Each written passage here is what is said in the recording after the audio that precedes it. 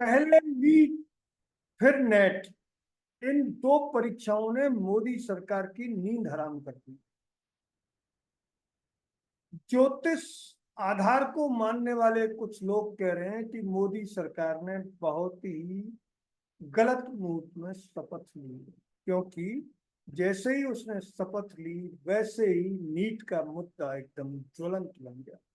देश भर में छात्र, नीट परीक्षा देने वाले 24 लाख से अधिक छात्र आंदोलनरत हैं, और उनमें से कई समूह बनाकर सुप्रीम कोर्ट जा पहुंचे और अनेक हाई कोर्ट में भी विभिन्न याचिकाओं के जरिए राहत की गुहार लगा।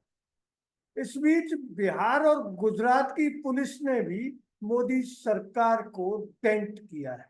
उन्होंने जो एफआईआर दर्ज की है, अगर उन एफआईआर पर भरोसा किया जाए तो साफ हो जाता है कि इन दो राज्यों में सबसे ज्यादा गड़बड़ी हुई। हाल ही एक दिन पहले बिहार पुलिस की आर्थिक अपराध शाखा ने जिन 4 लोगों को गिरफ्तार किया था, उन्होंने ये बात मान ली है कि उन्होंने उनको प्रश्न पत्र परीक्षा से पहले उपलब्ध कराए।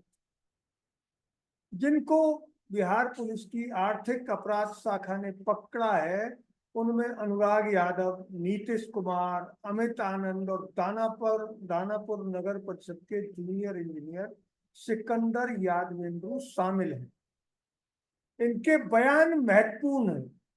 इस बीच सुप्रीम कोर्ट ने भी गुरुवार को उन सभी हाई कोर्ट में नीट को लेकर चल रही सुनवाई पर रोक लगा दी, क्योंकि सुप्रीम कोर्ट की एक वैकेशन बेंच पहले से ही इस मामले की सुनवाई कर रही है और 8 जुलाई से chief justice T Y Chandrachud की बेंच इसकी सुनवाई करेगी।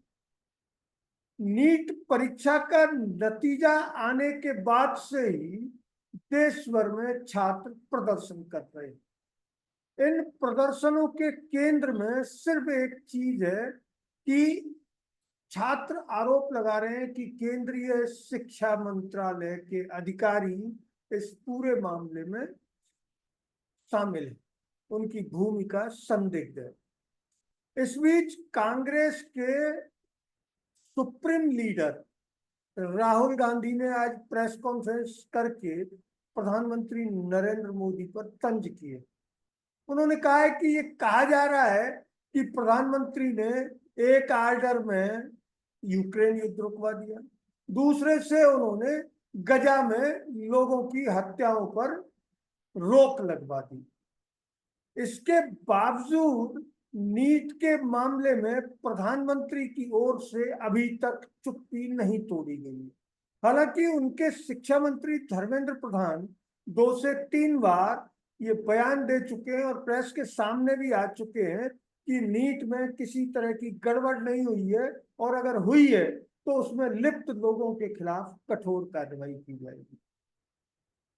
लेकिन 3 दिन पहले यानी 18 जून को सुप्रीम कोर्ट ने ये कहकर खलबली मचा दी थी कि अगर 0.001% भी गड़बड़ हुई है तो केंद्र सरकार इसको स्वीकार करे और दोषी लोगों पर कार्रवाई करे।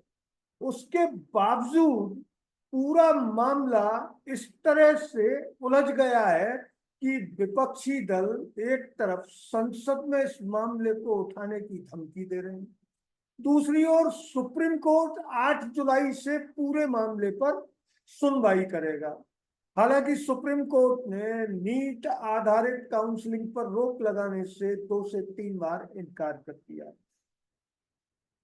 सबसे मजे की बात यह है कि नीट के एनटीए के चेयरमैन के बचाव में उनके एक गुरु आईएएस सामने आए।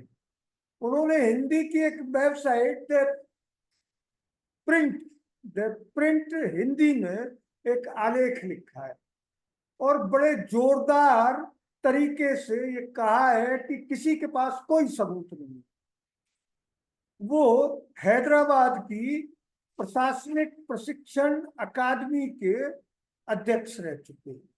उन्होंने कहा है कि एनटीए के चेयरमैन ने उनके अधीन ट्रेनिंग ली और वे एनटीए चेयरमैन की ईमानदारी और उसका सर्टिफिकेट बड़े जोरदार तरीके से बांट रहे।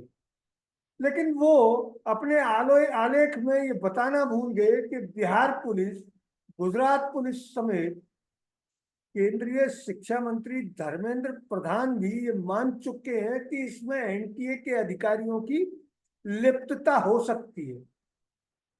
तो एनटीए चेयरमैन के गुरु रिटायर आईएएस का ये तर्क ये संदेह पैदा करता है कि इस देश के आईएएस जब फंसते हैं तो एक दूसरे को बचाने की पूरी कोशिश करते हैं और उन तमाम तर्कों को सिरे से खारिज करने की कोशिश करते हैं। हैदराबाद प्रशासनिक प्रशिक्षण अकादमी के अध्यक्ष रहे पूर्व आईएएस ने तो हदें पार कर दी। उन्होंने सीधे सीधे इस पूरे मामले को राजनीतिक बता दिया, जबकि उनको साफ तौर पर यह मानना चाहिए कि आईएएस संविधान के प्रति जवाबदेह होते हैं, उनको राजनीति से कोई लेना देना नहीं है। वो अगर ये वकालत करते कि एनटीए चेयरमैन इसकी खुली जांच कराए, अगर सबूत नहीं है तो फिर छुपाने के लिए क्या है?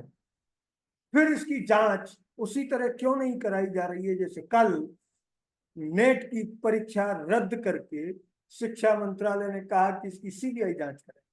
तो नीट घोटाले की सीबीआई जांच में क्या प्रॉब्लम है?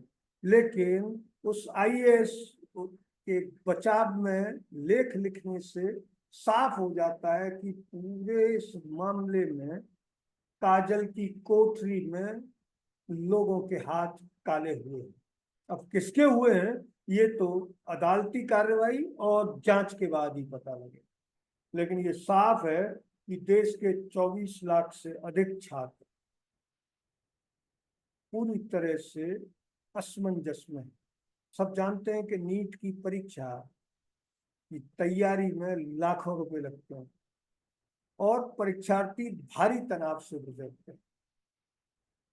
जहां तक विपक्षी दलों का और अन्य का सवाल है तो नीट परीक्षा पर सुप्रीम कोर्ट की सिर्फ एक टिप्पणी ये बताने, इस मामले की गंभीरता को बताने के लिए पर्याप्त है और ज्यादातर लोग इस मामले में पूर्व प्रधानमंत्री बीपी सिंह के इलाज से संबंधित संस्मरण को याद करके तंज कस रहे।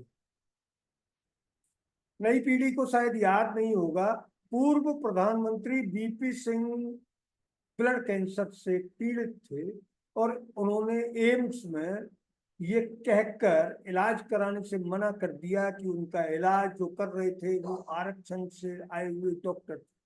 हम आरक्षण के विरोधी नहीं है, लेकिन पूर्व प्रधानमंत्री इसका इलाज कराने लंदन गए थे। इसी आधार पर हालांकि सुप्रीम कोर्ट ने किसी पूर्व प्रधानमंत्री का नाम नहीं लिया, लेकिन उन्होंने साफ किया है कि एक बेईमानी से बना हुआ चिकित्सक कितने लोगों की जान ले सकता है। शायद नेताओं को और आईएएस को इस बात का इल्म तक नहीं है। अगर ये वीडियो आपको अच्छा लगा तो इसे लाइक करें, शेयर करें और हाँ, हिंदी हेडलाइन चैनल को सब्सक्राइब जरूर करें। धन्यवाद। जय हिंद।